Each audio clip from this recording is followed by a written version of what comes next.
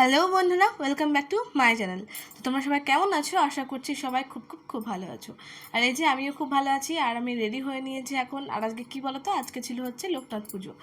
এবার লোকনাথ পুজো তোমরা অনেকে ভাববে যে অনেকদিন আগেই হয়ে গেছে। হ্যাঁ, অনেকদিন আগেই হয়ে গেছে।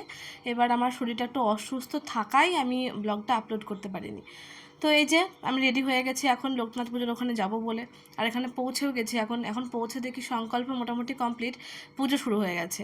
তো ওখানে আসলাম, আসার পরে প্রচণ্ড গরম লাগছিলো। ওই যে বললাম শরীরটা খুব একটা ভালো নেই, পুজোর দিনও শরীরটা খুব একটা ভালো ছিল না। তো ওই জন্য এখানে একটু দেখলাম, পুজোতে একটু আরতি করছিল ঠাকুর মশাইগুলো, একটু দেখলাম, প্রণাম টনাম করলাম। তারপরে চলে আসলাম রীতির কাছে। এখানে এসে রীতির সঙ্গে দেখা হয়ে গেল। আর রীতি এবার প্রথমবার উপোস করেছিল। আর এই যেখানে বসেছিল সুকান্ত, তাই সুকান্তকে একটু জুম করে দেখিয়ে দিলাম। আরও এখানে অনেক দাদা টাদা আরও অনেকে ছিল। তো এই যে আমার মানে খুব একটা ভালো লাগছে না গরমের মধ্যে, প্রচণ্ড গরম লাগছিল, তার উপর শরীরটা ভালো নেই।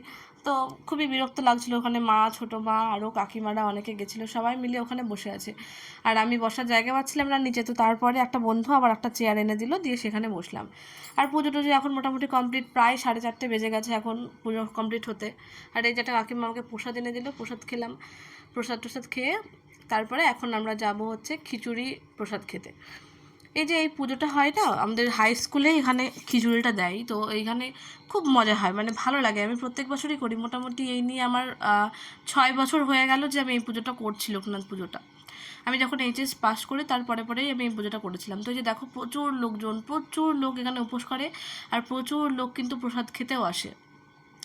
তো এই যে সবাইকে দেখাচ্ছিলাম, আমার টিউশনের কটা স্টুডেন্টও এখানে এসেছিলো। এই যে দিশা, পূর্ণিমা, এরাও ছিল। এদের পাশেই বসেছিলাম আমরা সবাই মিলে খেতে একসঙ্গে। প্রচুর লোক, আরও অনেক লোক দাঁড়িয়েছিল যারা কিনা বসার জায়গা পায়নি।